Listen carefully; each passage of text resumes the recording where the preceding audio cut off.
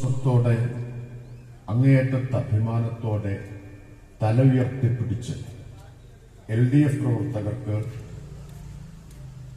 ജനങ്ങളെ സമീപിക്കാൻ കഴിഞ്ഞ വേറൊരു തെരഞ്ഞെടുപ്പുണ്ടോ എന്നത് സംശയമാണ്. എല്ലാ തെരഞ്ഞെടുപ്പിലും നമ്മൾ ആത്മവിശ്വാസത്തിലാണ് ജനങ്ങളെ സമീപിക്കുക.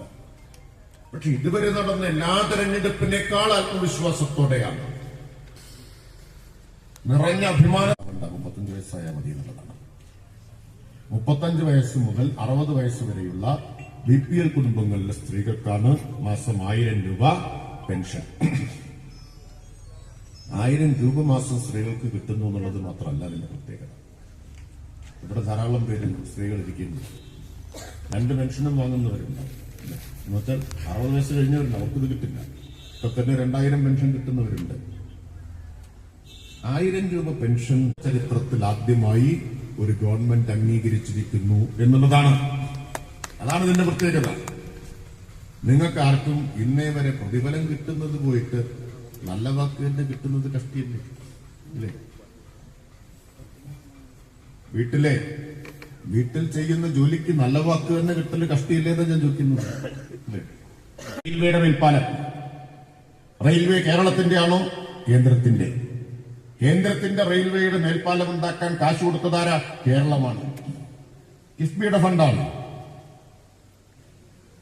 എത്രയെത്ര എന്റെ മണ്ഡലത്തിൽ 45 കൊല്ലമായിട്ട് നടക്കാത്ത ഒരാവശ്യമാണ് മേൽപ്പാലം, സുശീലപ്പടി മേൽപ്പാലം. ഇപ്പൊ സ്ഥലമേറ്റെടുക്കുകയാണ്, കിഫ്ബിയുടെ ഫണ്ടാണ്. 30 കോടിയാണ് വെച്ചത്. കിഫ്ബി ഫണ്ട് ഉപയോഗിച്ചാണ് സ്ഥലമേറ്റെടുക്കുന്നത്. 1885.58 കോടി ഇന്ത്യയിൽ ഏത് സംസ്ഥാനം ചെലവഴിച്ചത്? എത്രയാണ് മോഡി വീട് വെക്കാൻ കൊടുക്കുന്നത്? അത് എത്രക്കാർക്ക് അറിയില്ല. PMAY ഗ്രാമീൺ എത്ര കൊടുക്കുന്നത്? 72,000. കേരളത്തിൽ എത്ര പേർക്കാണ് 72,000 കിട്ടിയത്? 34,000 പേർക്ക്. LDF ഗവൺമെന്റ് കൊടുക്കുന്നത് എത്ര? 4 ലക്ഷം. എത്ര പേർക്ക് കൊടുത്തു? 5,98,000 പേർക്ക്. അതിൽ 4,71,000 വീടിന്റെ പണി കഴിഞ്ഞു. പൂർത്തീകരിക്കുക.